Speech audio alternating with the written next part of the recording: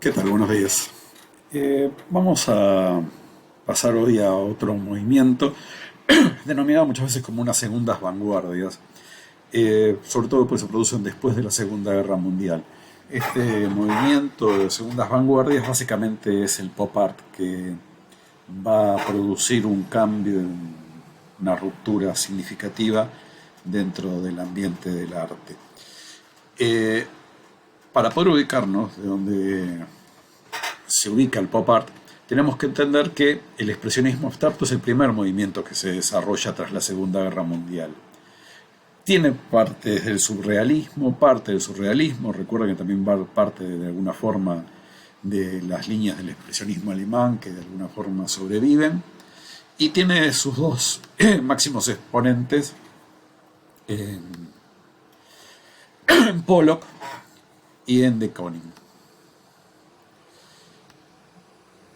Como reacción a esta contra la subjetividad que caracterizaban las décadas, la abstracción postpictórica, se pretende todavía hacer un arte más abstracto, o sea, se vuelve a buscar una abstracción cada vez mayor y se eliminan las implicaciones emocionales que había en ese arte figurativo que veníamos viendo recién. Rothko es uno de esos máximos exponentes. Y Barnett Newman llega hasta los límites de pintar colores planos solamente con una cinta de pintor en el medio. Y logra de esta forma un paso más hacia la abstracción. Estos serán grandes pinturas, ustedes pueden ver las dimensiones, 2 metros 42 por 5 metros 40, simplemente divididas por una línea que indicaba una pequeña diferencia. En la Argentina, el arte concreto se desarrolla con el Manifiesto Blanco. En el Manifiesto Blanco se dice, de Fontana, dice: la era artística de los colores y las formas paralíticas toca su fin, la estética del movimiento orgánico reemplaza la agotada estética de las formas fijas. La materia, el color y el sonido en movimiento son el fenómeno cuyo desarrollo simultáneo integra el nuevo arte. En esta línea de búsqueda de abstracción cada vez total, y aunque por supuesto hay que tener en cuenta que los recorridos de la música, de la imagen, de la escultura, de la arquitectura, no coinciden exactamente en el tiempo, pero dentro de esta lógica de la búsqueda de abstracción tenemos la obra de 1952 de John Cage, 4 minutos 33. Una obra en la cual durante 4 minutos 33 la orquesta o el pianista, ya que la primera representación fue hecha por un pianista, están en silencio durante ese tiempo. La obra está dividida en 3 partes y lo único que se escucha es el silencio, pero en realidad, como dice Cage, nunca hay silencio, sino que lo que obtenemos en esta obra es escuchar los sonidos ambientes, escuchar la gente, el público, la incomodidad, la gente que se mueve. Es una búsqueda de unas nuevas formas de arte. En la primera representación de Cage, por ejemplo, se escuchaba el ruido de la lluvia, o alguien tosiendo, o gente molesta. Pero la realidad es que esto todo es un camino hacia esta abstracción. Hay dos pintores que están en el pre-pop, que es el tema que vamos a tratar hoy, que son Rauschenberg y Jasper Johns, que van a ir preanunciando lo que es el pop art.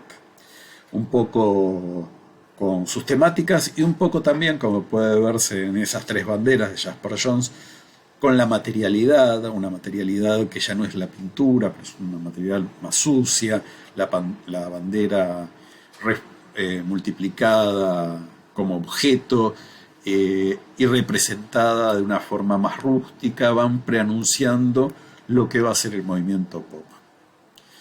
El movimiento pop es el movimiento que devuelve la realidad a la forma de arte, ¿no? O sea, vuelve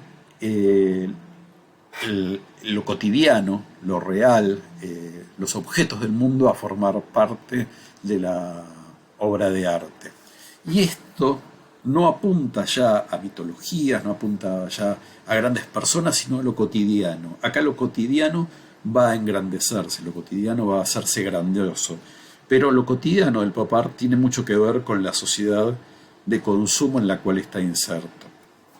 El pop art supone el regreso a la escena de la figuración, y esta figuración reingresa de una forma muy particular.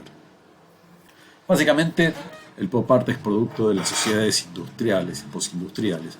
Tuvo su origen en Londres durante la década del 50 y tiene como objetivo la revisión de la cultura de masa. Para eso va a tomar, de una forma irónica, justamente los elementos propios de la cultura de masa.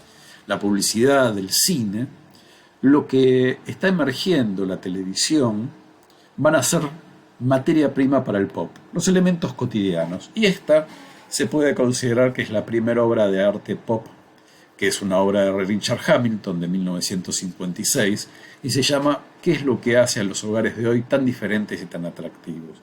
¿Por qué se la considera la primera obra de arte pop y tan emblemática? Bueno, pues ya reúne todos los elementos del pop art de una forma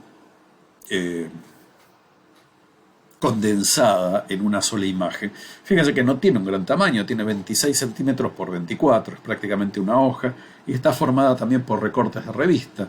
Acá tenemos sensualidad, pero sensualidad en el sentido de venta, el hombre y la mujer estereotipados, elementos de la vida cotidiana como pueden ser el grabador o el jamón o la televisión, puestos uno al lado de otro, la aspiradora, por atrás vemos el cine también, tenemos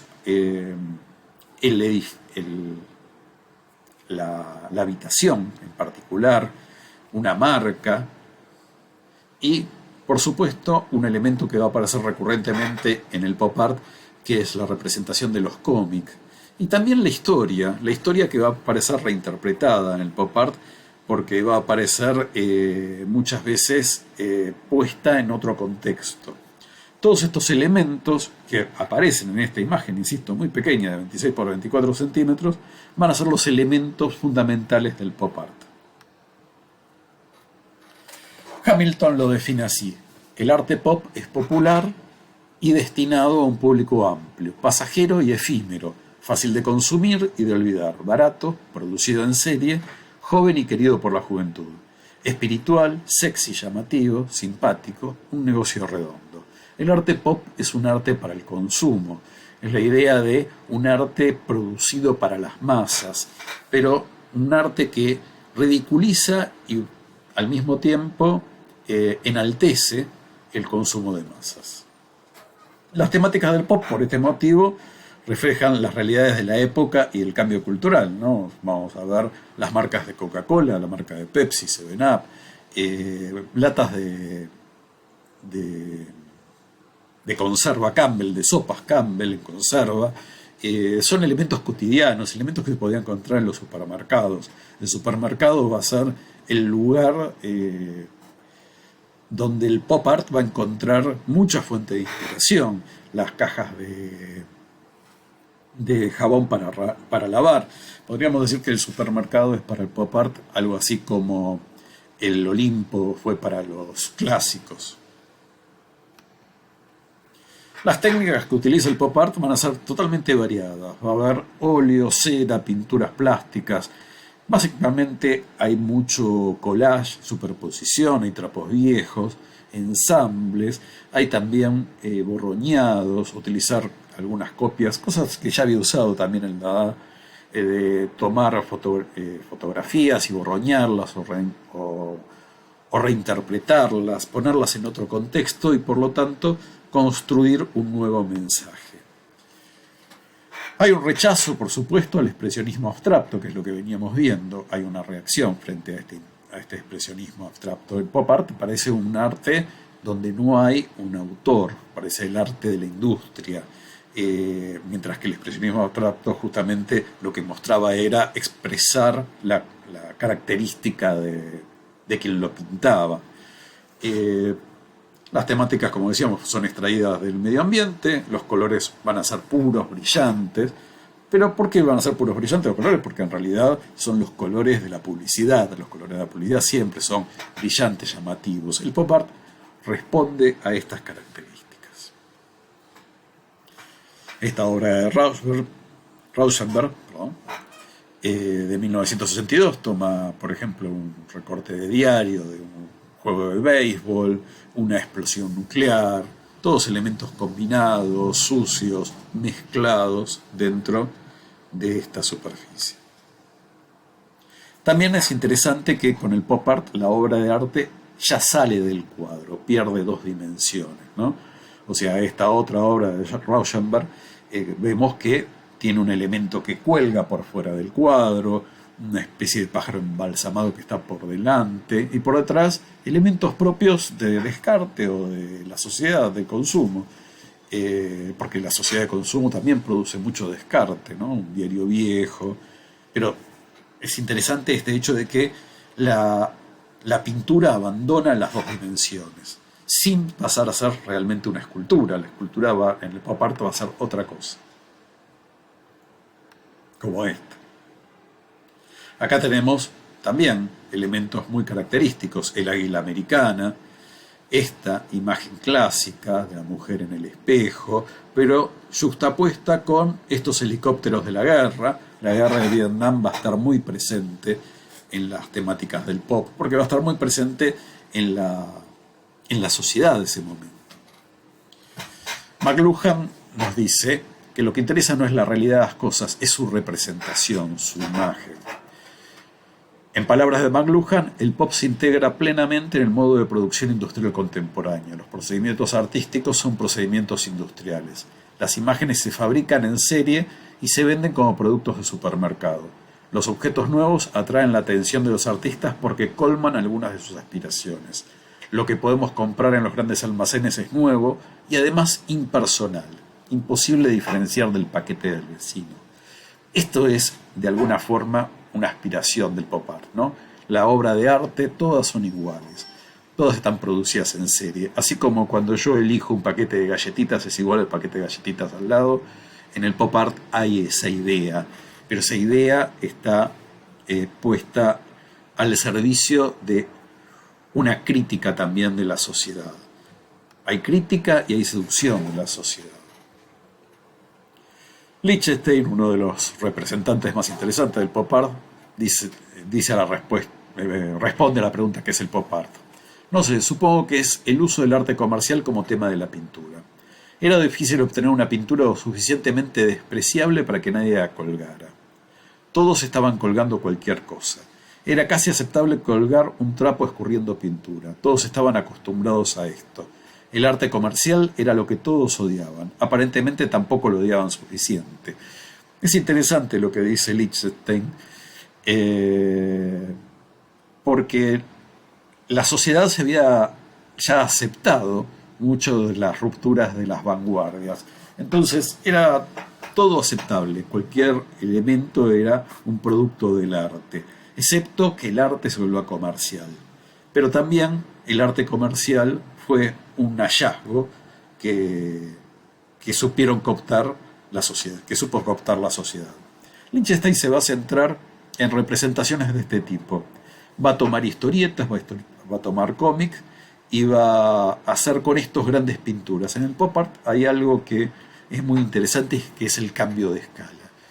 Así como la otra imagen que habíamos visto era muy pequeña, para lo que tradicionalmente nosotros entendemos por una obra de arte, a veces estas van a ser extremadamente grandes.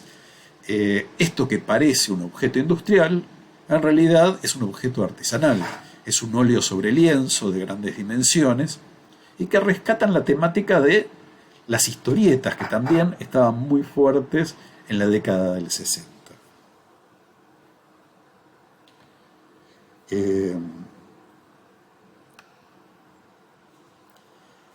Lichtenstein toma imágenes de catálogos de instrucciones, de historietas, imita el píxel, imita el punto de impresión, no el píxel, sino el punto de impresión, pero, insisto, todas estas obras son grandes, en general tienen 2 metros por 2 metros, y en cada una de estas obras, que es un fragmento de una historieta, también nos habla de cierta incomunicación de la sociedad. Nosotros vemos estos fragmentos y no sabemos qué es lo que antecede, ni lo que precede, ni lo que sucede, no sabemos nunca en qué contexto están. En realidad son frases sueltas, frases de soledad, las que podemos ver acá.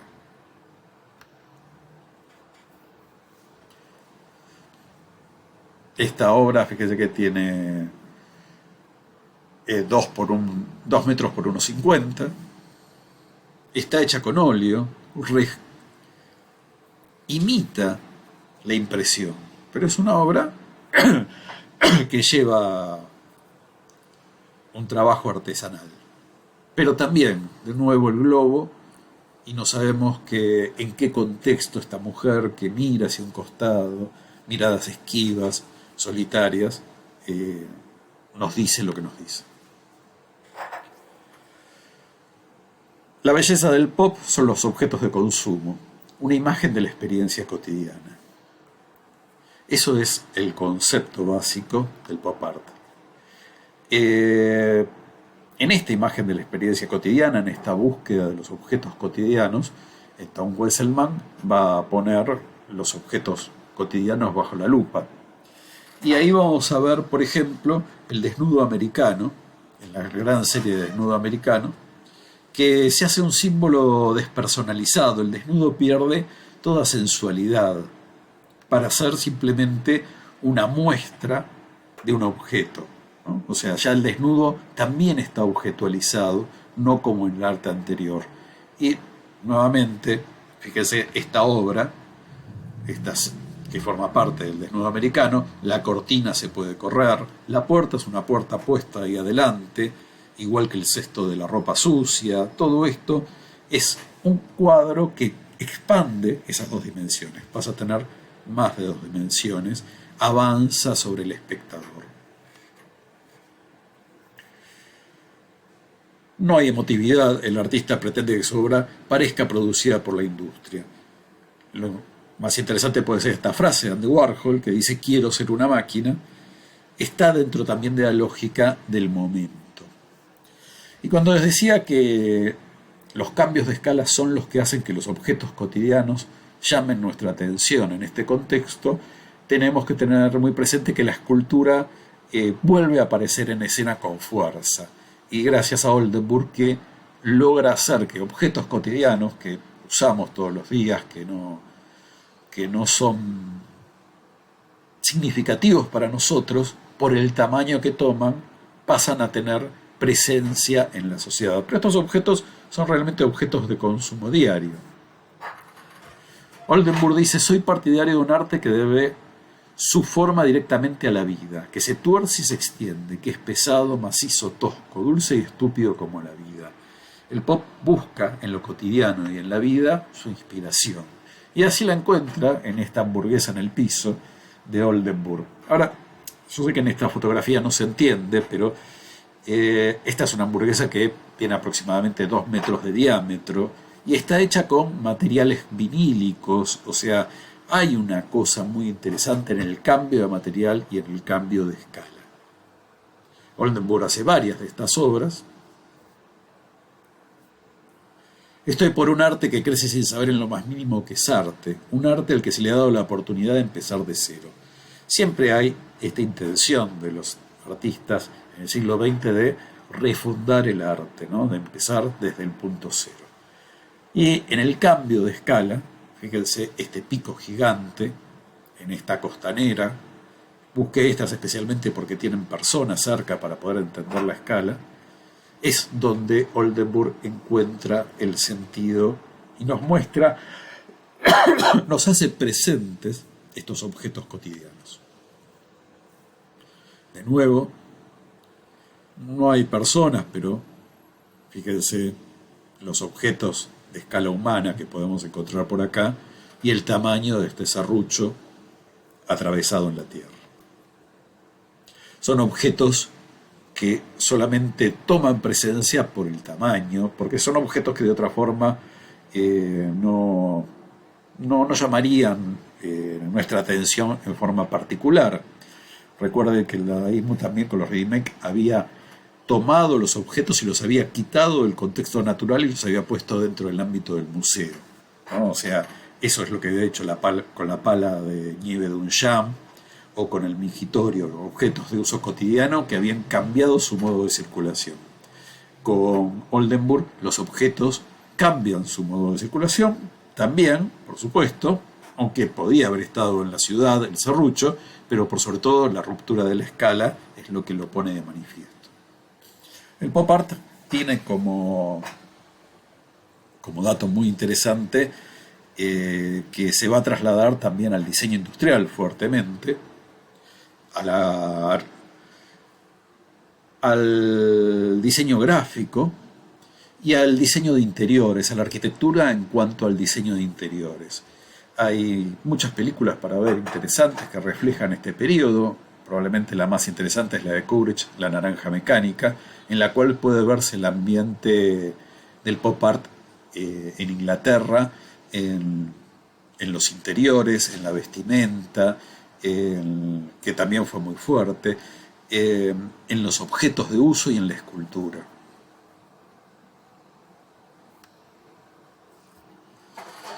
El diseño industrial va a encontrar en las temáticas pop un lugar muy interesante. Y por supuesto, uno de los artistas más significativos no es solamente un pintor, es un fotógrafo, es un director de cine, es un escultor, y es muchas cosas más, es un serigrafista, es un diseñador gráfico, es Andy Warhol. Andy Warhol, que el título pintor estadounidense le queda realmente muy corto, es uno de los personajes más significativos de este periodo y que reinventa distintas cuestiones del momento. Él mismo va a hacer su propia obra de pop art, de alguna forma como en nuestro ambiente Marta Minujín. Y ahora sobre el final vamos a ver que el pop art tiene muchos vínculos con la Argentina. En el pop art todo pasa a ser un objeto de consumo. El cine, vigente en ese momento, estas son las personas que aparecen representadas en el pop art, son las figuras de la década del 50, Marilyn Monroe, Elvis Presley, son objetos de consumo cuando están representados una y mil veces. Son fotogramas de películas variados de color, representados 9 veces, 60 veces. Todo tiene el mismo valor.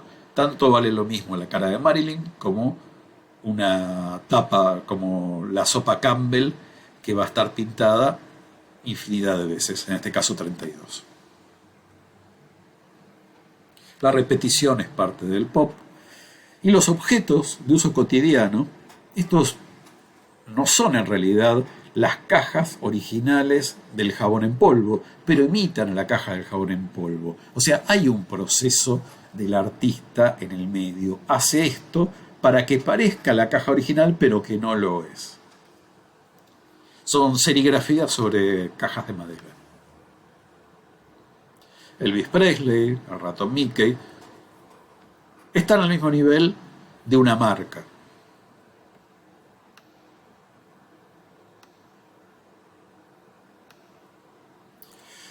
Y les decía que el pop art atravesó muchas disciplinas y también atravesó el diseño de indumentaria. La década del 60 va a ser una década en la cual Maricuán va a imponer la minifalda, aunque hoy nos parezca que estas polleras son bastante largas, para el momento generaron realmente mucha sorpresa que las mujeres se liberaran de esa forma su sexualidad. Hay que tener presente que también venimos en un momento de la revolución femenina, la aparición de la píldora anticonceptiva, la posibilidad de la mujer de decidir sobre su cuerpo. Todos estos elementos están presentes en esta década. Una década del 60 realmente muy interesante, que sería muy extenso realmente explorar, objetos de diseño industrial, en realidad de diseño gráfico y de diseño industrial. La máquina de escribir, que deja de ser esa máquina de escribir gigante negra que habrán visto en las películas del 30 y del 40 y pasan a ser máquinas livianas, pequeñas, de colores. Los teléfonos dejan de ser negros, pasan a ser de colores. El plástico va a ser un elemento importante para el pop art. Diseñadores como Milton Glaser van a diseñar tapas como estas para Dylan. Los Beatles van a estar filmando Submarino Amarillo y los Beatles van a transformarse en Submarino Amarillo en buena parte, en buena medida, en dibujos animados. Una película muy interesante para ver desde el punto de vista estético, que realmente asombra hoy en día. El argumento, por supuesto, es bastante tonto y banal, pero la película y la música, que no es toda de los Beatles, es el 50% de los Beatles, es también muy interesante. La música va a ser un elemento fundamental en el 60, y es que en realidad en el 60 también irrumpe en la sociedad de consumo un protagonista que hasta ese momento no había sido tenido en cuenta, que es la juventud. La juventud va a irrumpir en la sociedad de consumo del 60 con fuerza. Fíjense en esta etapa de los Beatles, que es la etapa del Sgt. Peppers, que están ellos junto con todas las personalidades del momento, presentes, pasadas, todo a un mismo pie de igualdad, ¿no? Están ellos vestidos como la banda de Sgt. Pepper, también están ellos porque son personalidades propias de la década del 60. Acá está Ali, tenemos a James Mayfield, tenemos a otros protagonistas. Ellos quisieron incluir a Hitler en este momento. Acá tenemos a Marx, a Stan Laurel, Marilyn Monroe. Hay distintos protagonistas. Ellos quisieron incluir a Hitler, por supuesto. No dejaron que lo hagan en la tapa. Y de Warhol podemos ir cerrando con esta excelente tapa que diseña para los Rolling Stones, una tapa que, muy al estilo del pop art, enaltece la sensualidad. Esta tapa de este disco de los Stones venía con un cierre cremallera que se podía abrir justamente para ir a buscar lo que asomaba por debajo del pantalón y del jean. Esta tapa de Warhol es un objeto de diseño gráfico, pero también es una obra de arte, es donde todo empieza a mezclarse. De alguna forma, el arte llega a la vida cotidiana con el pop art a través de estos objetos.